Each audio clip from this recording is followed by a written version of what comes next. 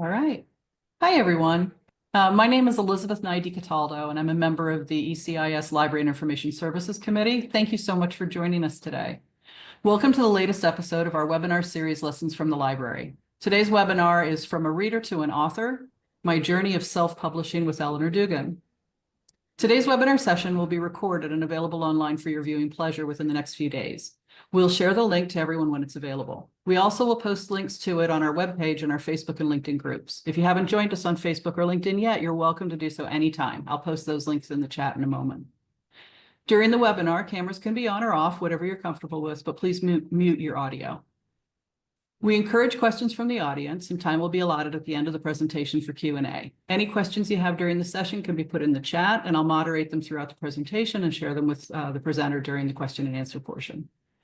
And now, without further ado, it's my absolute pleasure to introduce our speaker. Eleanor Dugan is a passionate children's book reader, a storytelling enchantress, an aspiring globetrotter, a part-time book crafter, and an impassioned foodie who is a self-described cooking disaster.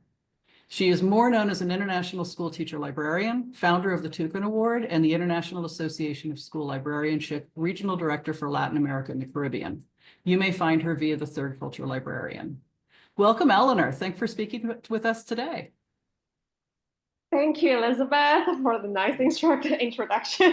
And yeah, I'm really happy to be back here to present again. And this is my second ECIS presentation. My previous presentation was back in 2021 to talk about the IB learner profile in the library, which got the Global Literature in Libraries Initiative's attention. And Karen invited me to curate a month of blog posts in March, which is now. So make sure you go to the link in the chat to take a look. So if you are interested in global literature, and especially if you're an IB educator and you work in IB school, or you simply just love reading children's books, this is for everyone. Yeah. So let me see. And I think instead of a lesson today, I think it's more, I have a story to tell, and then this is more like a show and tell session. And I still wish that I have something for you all to take away after after this session finished in 1 hour, but feel free to interrupt me if you have any questions. You can send the question in the chat, or maybe just let Elizabeth know, and then yeah, we can talk about that. And then if and also I tend to speak really fast sometimes without knowing that, and my thoughts are jumping from time to time. Again, interrupt me if there's anything you are unsure of. So this is me. I finally have my dual identity, like what you read in children's books, people living in two different lives. So when I'm Eleanor, I'm the international school teacher librarian that you're familiar with. And this is my 18th year in international school libraries. And I've been living in Taiwan, Belgium, China, Japan, and currently in the very vibrant and beautiful Latin America. When I'm Nora, I'm the newbie author. Nora Flanders is just a pseudonym because when the book was first published last October, there were some investigations going on, and authorities would like me to keep as quiet as possible. So, just to avoid if there's any possibility of evidence being changed or altered. So that was the very first reason. But so there was actually a brief moment of doubt if I should just use Nora instead of Eleanor for this session, because, we are still kind of being stalked. Sadly, this person who caused so much pain in our life is a very good stalker. So in fact, I'm actually, not surprised if he registered himself and then for later to watch the video later. But okay, anyway, that is I was distracted. But anyway, so this I later decided that I want to be brave, and I I didn't do anything wrong. I actually did something I'm very proud of. So I want the world to know that this is what I did, and I shouldn't be hiding behind, a fake identity like criminal, because I shouldn't be the one who is hiding. So this is why you have two names here. I really like Nora Flanders, this name, because Nora stands for Eleanor, and the Flanders represents my connection with my motherland, Belgium. That's not my passport country, but that's a place that shaped who I am now, especially throughout my teenage years. Okay, so after my introduction, today we will go through these 4 stages. I will briefly talk about why I wrote the book, and then the writing and publishing process, and also some experience sharing with you. Mostly, there are a lot of failures as all the newbies. I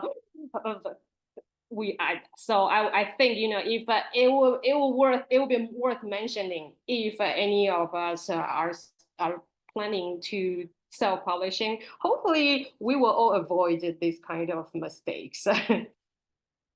So first, I would like you to think about if you write a book, what kind of books would you write?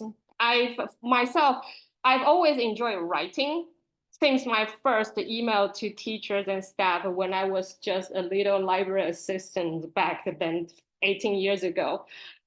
I was told by many teachers that they enjoy reading my messages. Back then, it was just purely my determination for me to make sure that my emails are not ignored by teachers, because we know how busy teachers are and how many emails they have every day. So I always try to make sure that my message was as entertaining as possible. And later, I started to be responsible for the library newsletter, and the feedback was also very positive. The teacher once told me that my writing intrigued him because as a non-native speaker, I'm from Taiwan. So my writing turned out to be something full of wonder that he couldn't guess, by reading my writing where I'm from, or how I get this type of writing styles.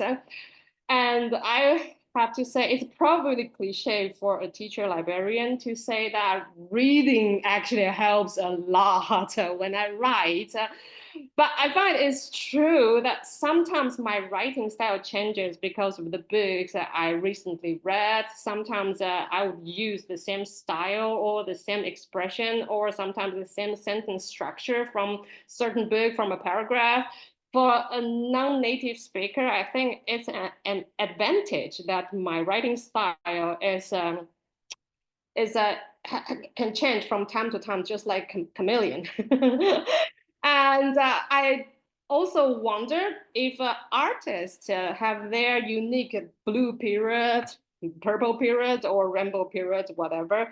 I think some authors, as creative creators, maybe also have this kind of chameleon characteristics in their writing, and maybe I'm just one of them.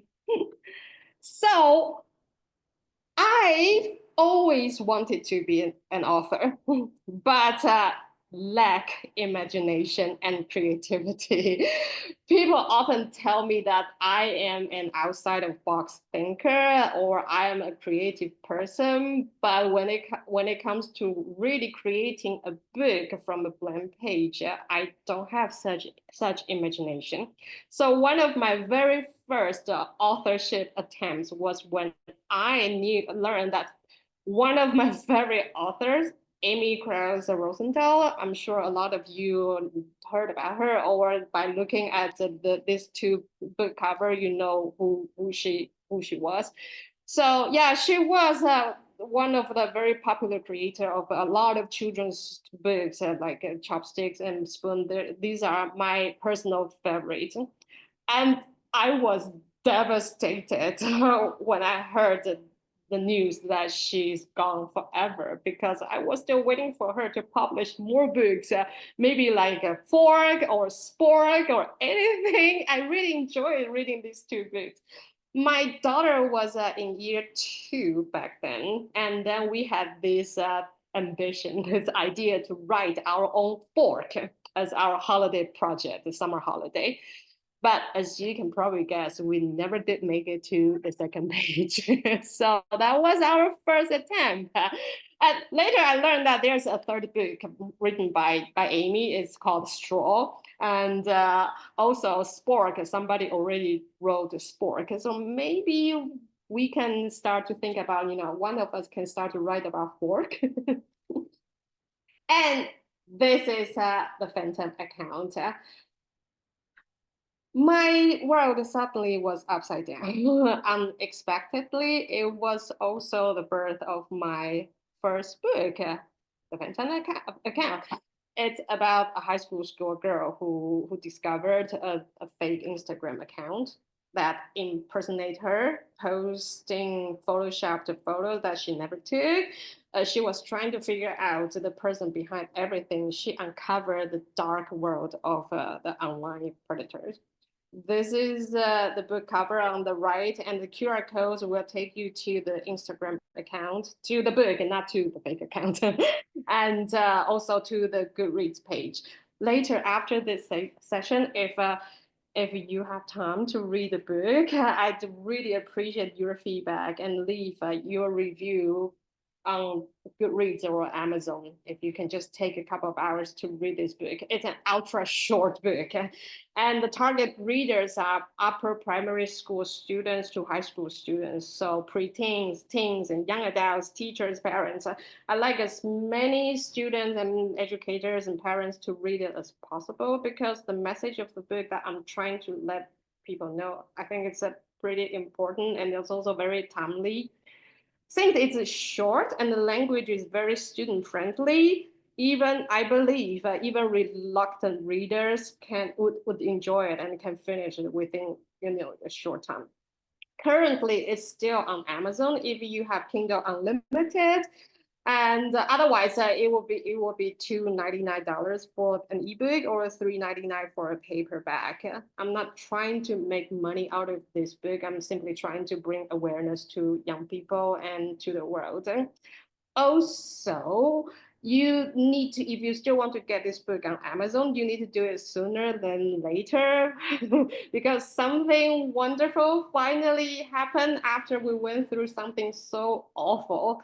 A publisher recently, very recently, just offered me a contract to publish this book. So once I sign a contract, this book will be taken down from Amazon until it's published again by my publisher. So yeah, act fast. When this copy is still on Amazon, it's still my very original work. I would like a lot of people to know what is without too many editings from the future publisher, to know what to know about the fact and the truth, and probably make some comments about my true writing. Okay, so you already said I am not full of imagination. So this book is mainly about recording what happened, and this is how everything started with a fake account. I collected all the evidence, and then all the book scenes you can find that in the evidence documents. And yeah, so an Instagram account was impersonated by someone we trusted deeply. And then it was a very painful experience for all of us. And there is even the evidence folder that I backed up in several places just to make sure everything is safely saved. And I share this with authorities for their investigation and school leaders if they request, if they have certain doubts, and they can approach me, and then I can share this with them. But yeah, anyway, this is basically this is part of my writing process. Everything did happen because of my lack of imagination. And just in case, if you are wondering why we didn't report it, the truth is we did. Regardless of all our efforts to report to various authorities in different countries, nothing positive or encouraging happened. After 1 year of struggle in October last October, this book was born in the hope that I will be able to use my own voice to tell the world our story and again to warn people the true danger of internet and of the online of the digital world. This case is actually officially closed. Just 2 weeks ago, I got a message from Homeland Security that their office in Boston, because this teacher's previous school was in Boston, their office was unable to locate him. But if he is identified in the future, the record of this event will be known. So yeah, they have the record. And it actually made me wonder what other victims do or how they live their lives if people with the knowledge and resources like us cannot do anything, or even worse, nothing happens after several tryings.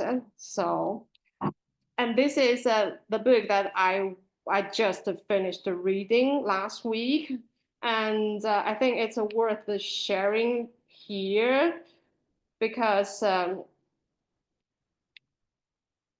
we are too often told to just ignore it. It must be some, some naughty students or some, it is probably a prank. Just ignore it. It would, and then just out of sight, out of mind, and then just don't care. There are just too many times we're told to ignore what happened to us. And I think it is just wrong. I agree with the author. It's just wrong. I want to stress that when we voice ourselves, we are not, as the author later said, fragile, sensitive, or we're just whiners. We're not. We too frequently, bad things happen in this world because no one talks about it. I know before us, many people, women in particular, have tried to voice their online harassment or online violence experience.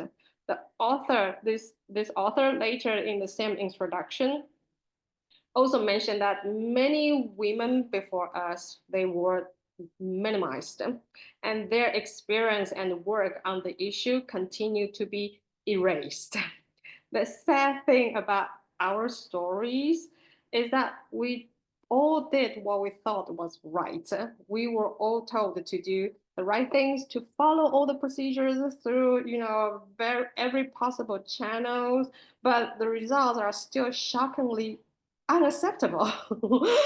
And it is indeed difficult work to continue insisting that our words and experiences matter, but we're still trying. So this is what I'm doing. I'm still trying to be heard and to be seen.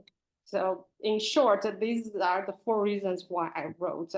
This is a true story. This is kind of my personal mission. It's based on true events happened to 2 people in my life. And you will see that a lot of times the true danger actually is from the person who we trusted the most. And the danger can even come from your own house.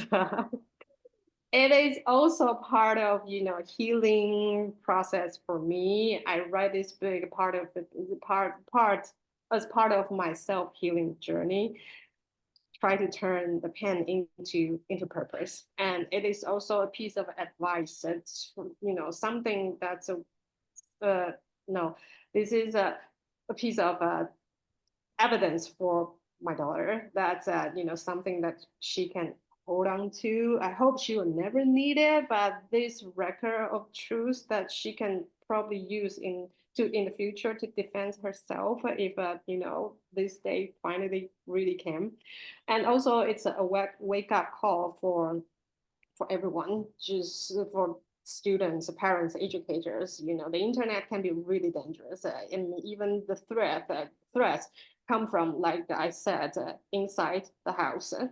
And I also want this book to spark conversations about online safety, grooming, digital identity issues, manipulations, and then resilience. And most important of all, I want this book to be more than just a book. I want this. I hope this is a call of awareness for librarians, educators, and parents and students to be a resource to help young people navigate online risks. And again, using my own voice to tell this story. And that's all. Try to use our own voice and tell stories to empower students in to protect themselves in the digital world. So I will start with, about Amazon Kindle Direct Publishing, the KDP here, and then we'll go back to the writing later. So when I finished the manuscript, I wanted to publish the book. I asked a lot of people's advice where and how I can get this book published. There are two main channels that was suggested. You either go through self-publishing or you go through traditional publishing. So the pros and cons are here. If it's a pros for self-publishing, it will be obvious cons for the traditional publishing. So basically, if you would like to go through Amazon Kindle Direct Publishing, you have the full creative control over everything, including the content, the design, and the pricing. And you also have higher royalty. You get 30% to 35% to 70%, versus traditional publishing, you probably only get 10 to 15%. And it's also faster publishing. You get it, for me, after, I think for ebook, after probably within a week, my ebook is published out there. And then it's the same for paperback as well. There is no gatekeepers. Once your book is published, as long as you meet all the guidelines, your book can be published. And you will also have access to Amazon's great audience and the Kindle Unlimited readers. So what is the disadvantage of KDP? Unlike traditional publishing, you don't get advance payment. You sell one book, you get the profit, or you get the royalty for that one book, but you don't have an advance payment. And you have to do all the job, including marketing, editing, cover design, and all the responsibilities are on the author. And books might be struggling with the credibility and the bookstore placements if you are planning to write academic textbook or literary fictions, things like that. And you also need to learn keywords, categories, and Amazon's algorithm for visibility. So there are a lot of things you need to learn. Whereas if you choose traditional publishing, you don't need to worry about that. You have a team of professionals to take care of editing, cover, promotion, publicity, and everything. They will find place to sell your books, and then they also you may also get they will also help you to get the foreign rights sales. Although for KDP, it also lets you to sell in multiple countries. So this is probably not the biggest advantage for traditional publishing. But then for traditional publishing, it takes long. I often heard authors saying that it took me two years to publish this book, or sometimes even longer.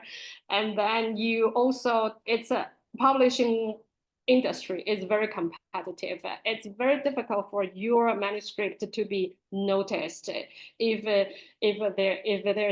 you are not a known author already, and the royalties are also lower. As I mentioned earlier, you got 10%, maybe 15% royalties. And when the editors decided to, change some contents, I don't know how much power we authors have when the editors decided to change. So you don't have much control of your book. So these are basically the pros and cons for both KDP and the traditional publishing. And on KDP, there's a wide range of book formats that you can choose to publish your books. So you can do fiction books, non-fiction books, and professional or educational books, children's books, and even cookbooks, poetries, and the picture books. It covers almost all kinds of books that you can think of. So this is another good way to start if you would like to publish your book. It's just if you are planning to publish a maybe picture book, I heard that it's limited in color printing. So I didn't really do a lot of research on this part. But then if you are intending on publishing picture books, this is probably something you need to keep in mind. Okay, so now we are coming back to the writing. So everything started with this blank page. And this is basically like our fourth book. The book stays like this for years. But unlike the fork that stays for years, the phantom account has been repeatedly living in my head over and over again. Every time when something happened, either it's a new event or there's a new piece of evidence, it started to replay in my head from the beginning, adding up more chapters. And that is how the book was born. So in the next few slides, I will show you how I started from the blank pages to a book, including our working document, the editing process with my editor, who is our IB English teacher. She is amazing. She broke every sentence and dissect each paragraph until their perfection. My first book, I was so worried that it would be smaller than feeding an elephant. But she actually helped me to grow from 18 pages to 43 pages. I will show you the evidence later. So before her magic touch, I was just thinking maybe, I should think about other formats of this book other than fiction. But then, yeah, she made it happen for me. And I also like to share some, stories are successful and a lot of not so successful stories when looking for readers or make your books sing. This is just one of the examples of the blurb. You can see we use Google Doc. It proved to be pretty sufficient already. Google Doc allows you to do a lot of things when it comes to recording, the writing, and then even group work. So you can see the notes that my editor and I had to do throughout the process. I do love writing, but I am not a professional writer. I'm still shy to say that I'm an author now. And also, I don't have an editor, professional editor. So in the very, very beginning, my first editor was actually ChatGPT. What Chat did was very basic and simple for me, just looking for synonyms and smooth out certain words or sentences just to make sure the flow of the sentence goes well. That's basically what I use ChatGPT for. And then this is another sneak preview of our thinking and writing process. It wasn't difficult to form the story because everything happened except the last chapter, which is here, chapter 7, the last chapter. It was just purely my wishful imagination. All the things before chapter 7 have replayed 1,000 times in my head. And then even the last chapter, especially the last chapter, when the predator finally found his own ending, which I think he deserved. Not a single day I don't wish this would be turned into a memory rather than just a wishful fantasy.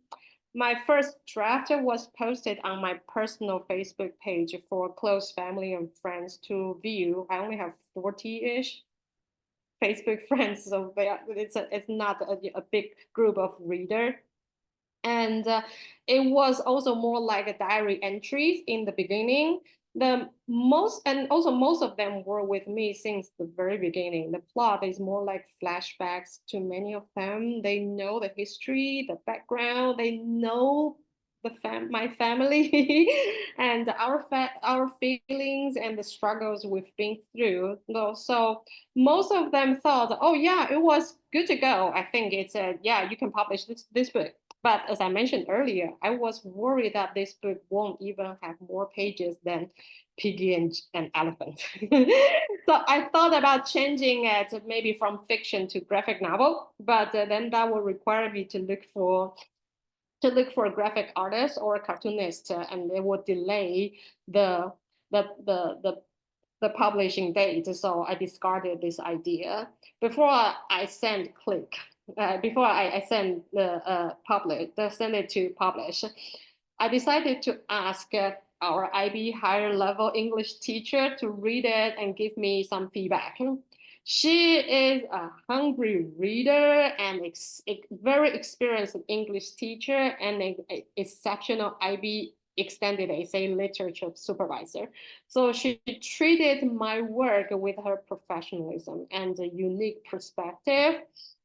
And most importantly, I think this is very important. She read the draft from a very fresh point of view, from someone who has no knowledge of what we've been through. And that, I think, was the key. She pointed out a lot of confusing parts that I never thought about and forced me to dive deeper into the character's inner world.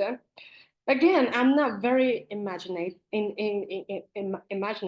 but she guided me through the thinking process step by step, as you can see here on the screen. She did a lot of great work. And then for once, I also truly understand how a student feels when they receive feedbacks from their supervisor.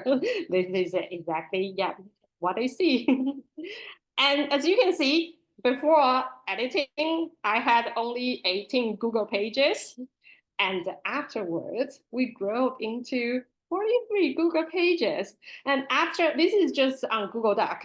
After editing and formatting on Kindle, this novella, it has, in fact, 67 pages for ebook and close to 90, I believe, 90 pages for a paper book. So I can show you this is the paper book. We have a proper spine here. So, and in the end, I had 15,000-ish words. If you're familiar with the IB extended essay, it has a 4,000 words limit.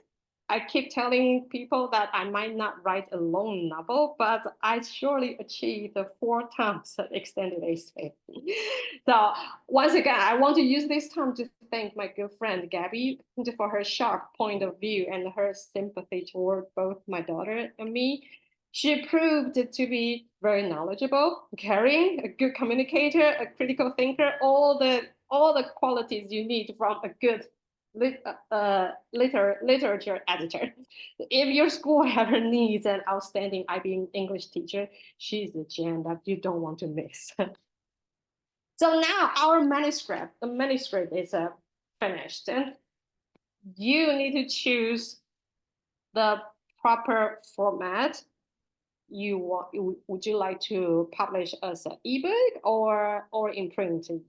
And then also you need to use for me, I use Kindle Creator. This is a free, I'm not sure what is it called, a book creator from Kindle. So I just upload my document and then edit from there. You can, if you go to KDP, yeah, KDP, you can find Kindle Creative there for you to download if you wish. So if you want to format, if you want to have your books print, you have to choose you want a paperback or hardcover, and then the format is very important. So this is my very first paperback, and then this is an awful example because I have no knowledge about the margin, about the font, and I have no idea what it looks like when it's in print. So I actually just uploaded my finalized document to Kindle, and then it's you can see the font is very small. It's difficult to read, and then it took me some time to actually study the right margin and the right size, and then this is after maybe a second or third try, you can see the spine is obviously different here. This is the first one, and then the second one, and the size of your words are also clearly different. It's a more reader friendly. So yeah, there are actually a lot of things that you need to learn about when you are publishing books in print. And the next one, the cover. This is the cover that I created with Canva. Canva approved once again to be a very powerful resource when you want to create posters or book cover and everything. Later, I will show you how my book website, it was also created with Canva. And next step, when you finish the formatting, you just uploaded everything and then follow the steps. It's not too complicated, really. Okay, let's see if I can. Okay, so this is what KDP looks like. You first create your account. You go to kdp.amazon.com and create your account if you don't have an account already. Basically, you just follow the steps, click create, and then you enter your title, your author, and then if it's a series, the series info, and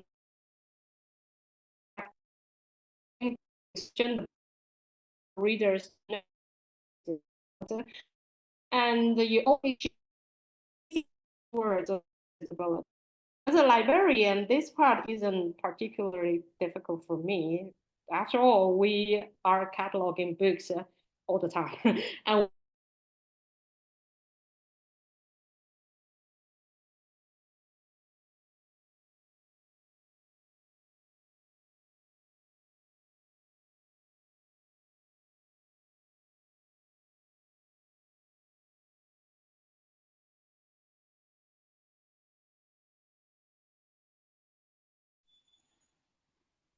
okay, I'm back. What happened? Did I just jump out? You did. It got a little the voice started breaking up a little bit and then you disappeared.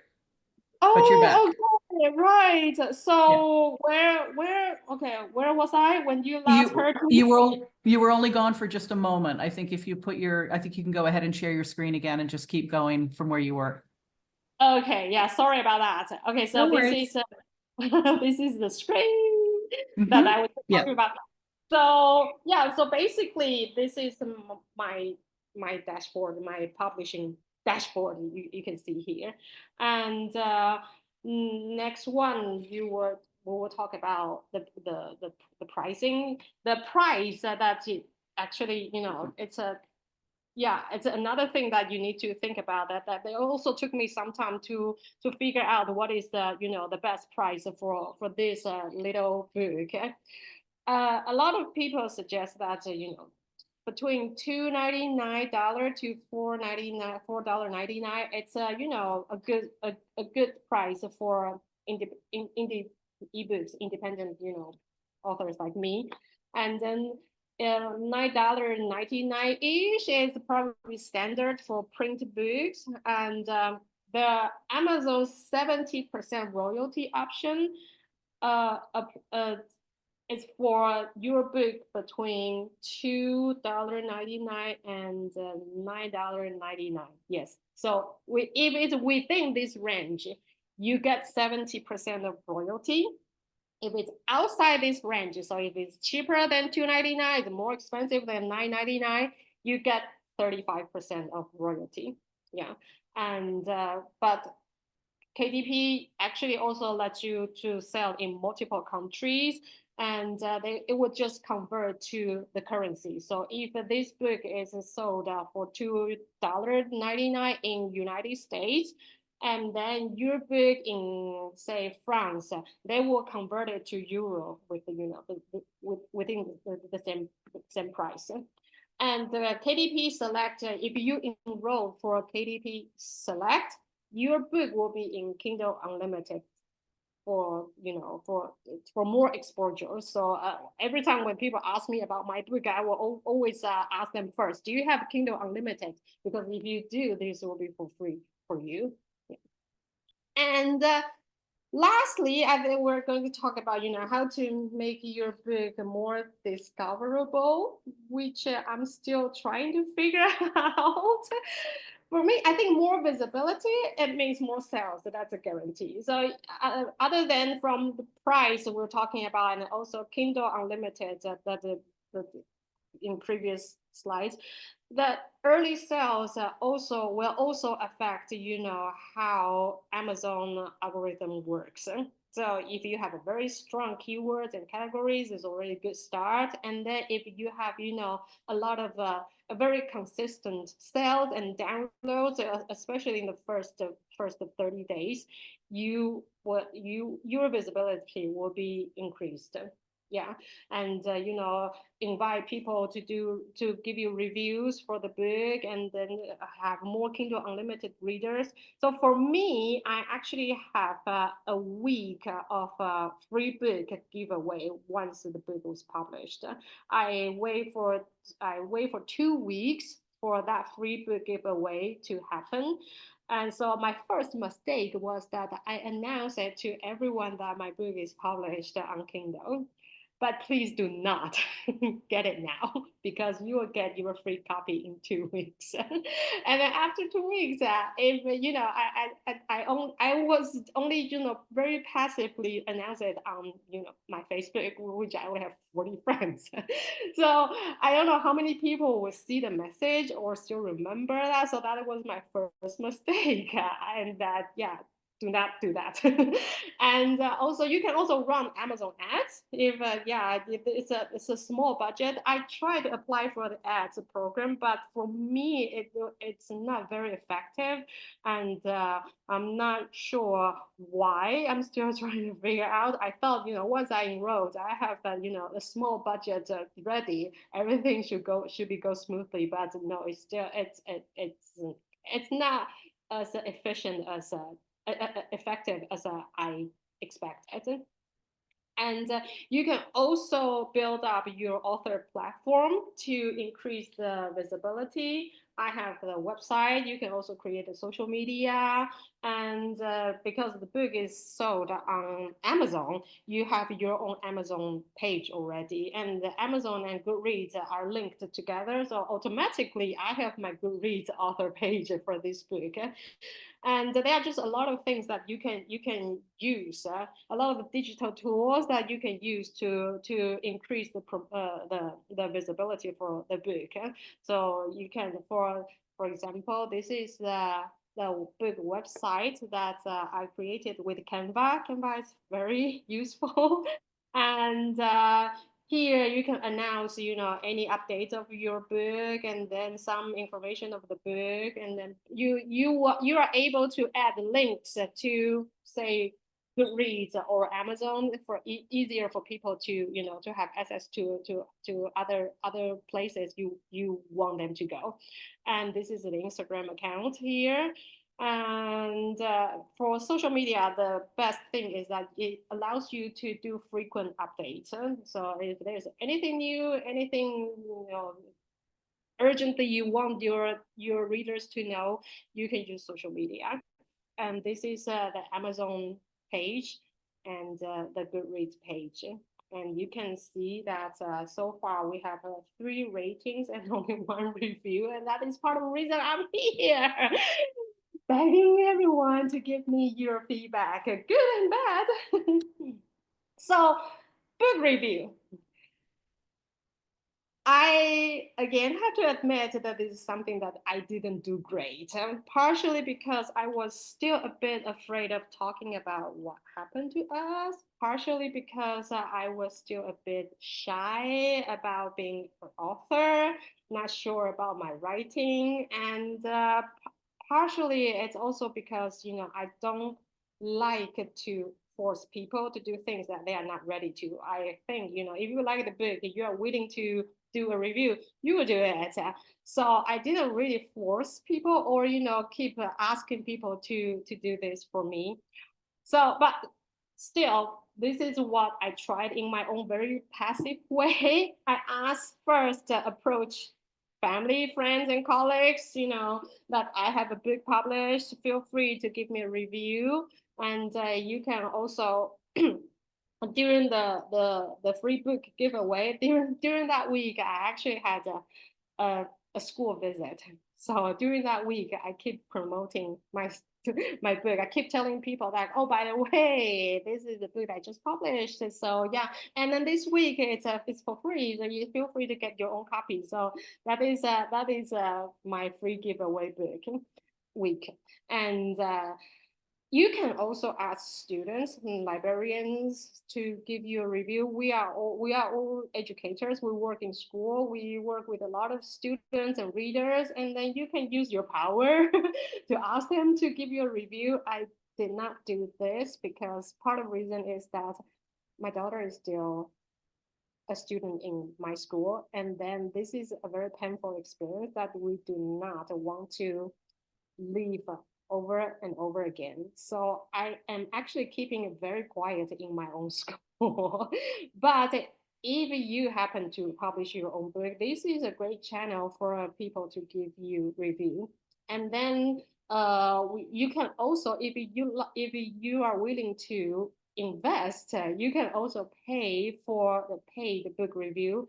Surprisingly, once I built up my Instagram account for the book, a lot of book reviewers approached me and asked me if I would like their service for them to give me the review. And then this is another reviewer, Kirkus review. I'm sure a lot of us are familiar with it. They also provide review service, but as you can see, you have to pay for $450 for their review. And I was very close to pay for this review because I really want to know from their professional point of view, what is the value of this book? If this is really a crappy book, I would just stop at dreaming about going further. If it is indeed good, maybe I can still give it a try.